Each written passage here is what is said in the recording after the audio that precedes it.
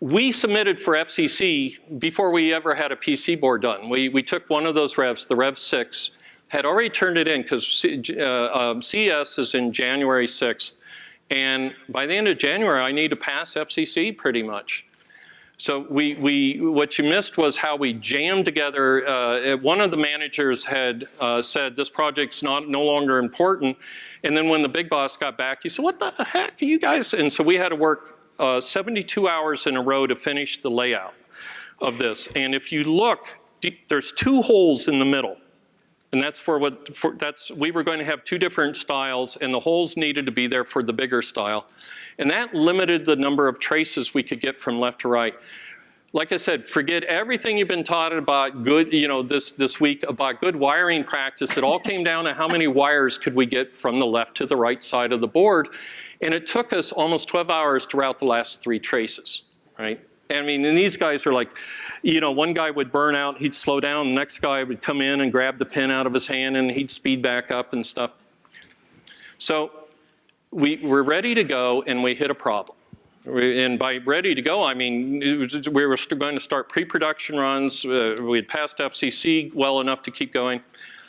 And 20% of the units would crash when starting CPM, the Z80. And I started talking, and my boss, for the second time, threatened to fire me.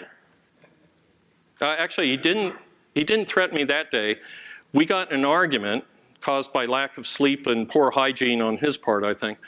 But he said, I'll just get somebody else to do it. I'll get Kong Su, is his name, to do it. I said, fine, you just do that. Well, good. I mean, we're fighting like we're married, right?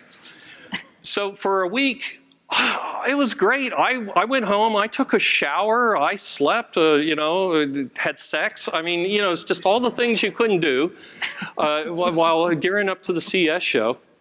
So by Friday, I'm well rested. I'm even smiling, right? And he walks in my office and said, fix it or you're fired. Oh, my turn again? Okay, cool. And it wasn't fair to the poor guy that had to fix this. I mean, I had MMUs and DRAMs were finicky creatures back then and 2 processors and 2. So I lucked out and I found it in about an hour.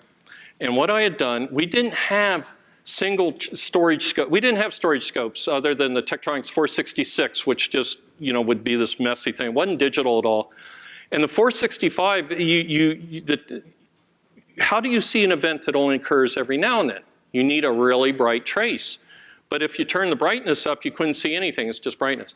So what I would do is I would scroll it low off the screen so the big bright base was no longer, and I would stare at it. We had the hood.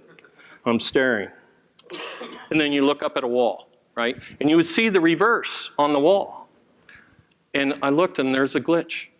I'm like, see the glitch? And of course, you can't see the glitch. You haven't been staring at the screen, but it's right there. And it's like, no, really? I said, yeah, let's take a look at it.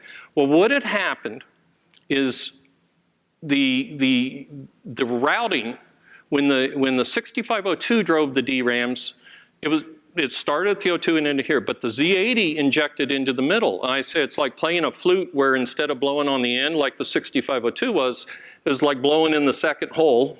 Part of the signal went that way, part went that way. They met and they reinforced and canceled. And it happened to do it right at the DRAMs. And so I put this white wire, if you look in the bottom, there's a white wire. It's on all 5.7 million units. And all it does is it's a redundant connection back to the Z80. You can remove it and it still works unless you're one of the 20%. And my boss just thinks I'm flaming nuts, right? And so we did a production test run of 10,000 that weekend. And I mean, that's a production run for a lot of people. And in this case, it's a prove Herd's an idiot run, right? And I'm not even allowed to participate because I might, change the results. So here they got the engineers, including the poor guy that couldn't fix it, and it wasn't his fault. They're downstairs on the weekend doing 10,000 of these units. And I'm walking with a case of beer going, here, sorry, here, sorry, here, sorry, And it did. That stupid wire fixed our production units. And, as Lee said, don't fix the symptoms, in day one. We absolutely were fixing the symptoms. We had no choice, right? But it happened to have worked in this case. So 5.7 million wires. That thing probably cost me $1, probably a penny for the wire and 99 cents for each, for the act of soldering it on there. So it's, you can only lose your own self-respect once. This is mine, right?